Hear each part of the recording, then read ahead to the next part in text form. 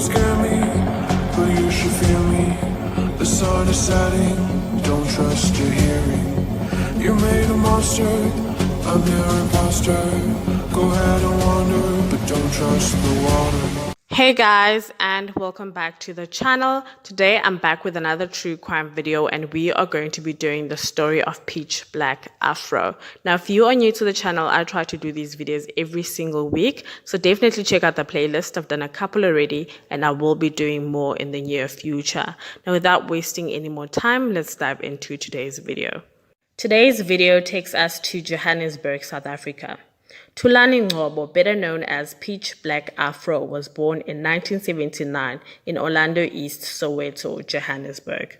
He described his upbringing as a typical Soweto upbringing back in the 80s, where you live with your mother, your aunts, your grandmother, your siblings, and all your cousins under one roof of a 2 or 3 bedroom house. Although they never had much, he says he never felt it because everyone around them lived exactly the same way. Thulani Peach Black Afro Ngcobo right about here. Lana skip over what? Skip over Orlando East Murailane Street. Yeah, this is my favorite place ever. Yeah, this is my hood, Buffet. Skip over what? This is where everything started. As you see behind me, this is my family home. 6039 Murailane Street is skip over what? Hey man, I can talk a whole lot of stuff about this place. The neighbors all knew one another, and if you were ever in need of anything, you could easily go to the next door to ask. Peach Black Afro went to St. John's Bachman School, also in Soweto, where he started from what was known then as Sub A and continued until Standard 10. It was around this time that he was introduced by one of his friends, Yanke, to a beautiful girl named Catherine Tricia Modisane, who was also from around Soweto. They were still teenagers at the time, but they immediately grew very close because of their shared interest. Catherine also wanted to go into the entertainment industry, just like Peach Black. Peach Black would later tell Drum Magazine that one of the reasons he fell for Catherine is because he stuttered when he spoke, and Catherine was one of the few people who understood him and never laughed or made fun of him, and was very patient with him, and this meant a lot to Peach Black.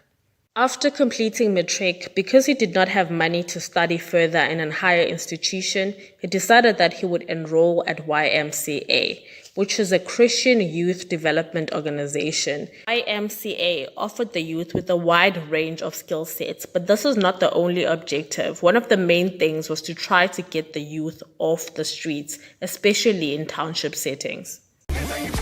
If you didn't know, Lena, DOCC, YMCA, Buffet. This is where a whole lot of artists in here. I started with my acting class here. Actually, my sketch class, Buffet. I used to buy there. There's a stadium. There's a swimming pool on that side. Hey, you're talking about acting.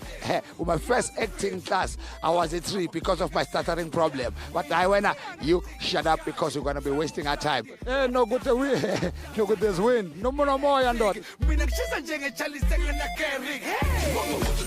is where it all began. Yeah, I'm a confidence and all that. Orlando East Baba, DOCC. Keep up over what? Peach Black Afro and Catherine's love blossomed, and in 1999, in their early 20s, the lovebirds decided to get married, and they got married in an intimate traditional ceremony with friends and family. Peach Black continued at YMCA but concentrated more at MCing, and says American MCs like Redman influenced his sound and rap style. His main objective was to try and break into the South African music industry, and when things weren't going well, Peach Black developed a drinking problem, and unfortunately his wife also fell into it. At this point, he had moved from Soweto to Hillbrow, trying to move closer to opportunities, and was staying in what was later described by DJ Cleo to be a tiny small room in Hillbrow. And finally, 2 years later, with a little bit of luck and a lot of hard work from his side, he was discovered by DJ Cleo, and this is how DJ Cleo described the meeting. He told City Press that he was very poor and did not smell too good, and all he wanted was a break in the music industry.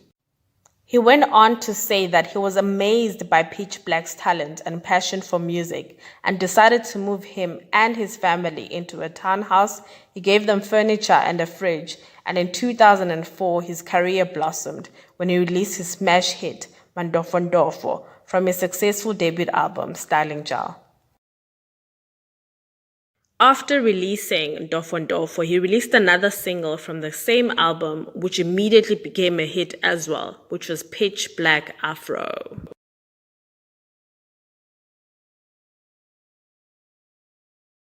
Pitch Black Afro was on the up and up, and things were looking amazing for him. He was breaking records left, right, and center, and one of which was best-selling hip-hop album of all time. He held this record until just a few years ago when Casper Nyovest broke it with Tsolofelo. Pitch Black Afro was on top of his game, winning multiple summer awards, being booked left, right, and center, and releasing hit after hit after hit. Beautiful Nubian queen. Mina nawe sife silahlane sana. Please my baby son, asife silahlane baby. Ngiyakuncane uyazi Ved, sing it to her.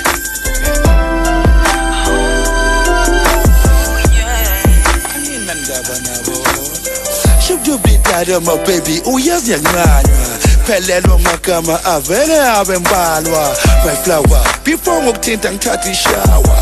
Abafana nawe habe bekabakazalwa. Power to you my black woman. Chocolate brown skin so clean, beautiful woman. Dala ngibhekile mzukwane ikhala ngiyi-one. Baphume kuwe uwe abagegegege sana. Bangwana uyashisa kwathisa uyangicisha. Ugeze ngokwispa, ugeze ngodaga bayawisha trisha. You are a beautiful creature. Money was coming in for Pitch Black Afro in buckets, but unfortunately, while all these wonderful things were happening in his life, Pitch Black was still struggling with an alcohol problem. The problem often manifested itself with outbursts of anger. DJ Cleo described Pitch Black Afro as an angel when he was sober, but troublesome when he was drunk, and went on to mention a number of unfortunate events that happened during this time. In 2004, he burnt down a hotel room in Botswana. The following year, at the Cape Town Jazz Festival, he fought with the security guards and got arrested. In 2006, he assaulted one of his fans and smashed a retail store window in a Johannesburg mall, and this event was documented and reported many times back in the day.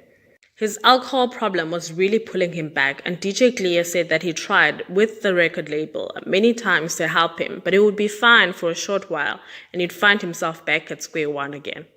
In 2011, he was yet in another altercation, and this time it was in Rosebank, but unfortunately he was left injured and bedridden for a very long time with the cast, and this made him lose a lot of bookings and subsequently a lot of money. A few months later, the money did run dry, and unfortunately, he would later mention in an article that he moved from staying in expensive suburbs and chowing money on shirts and shoes to living in a cottage back in his mother's house in Orlando East in Soweto. Even after he healed, he stopped getting calls from bookers, possibly because of his behavior. So he decided to start a recording label as well as a spaza shop, but both of these ventures failed.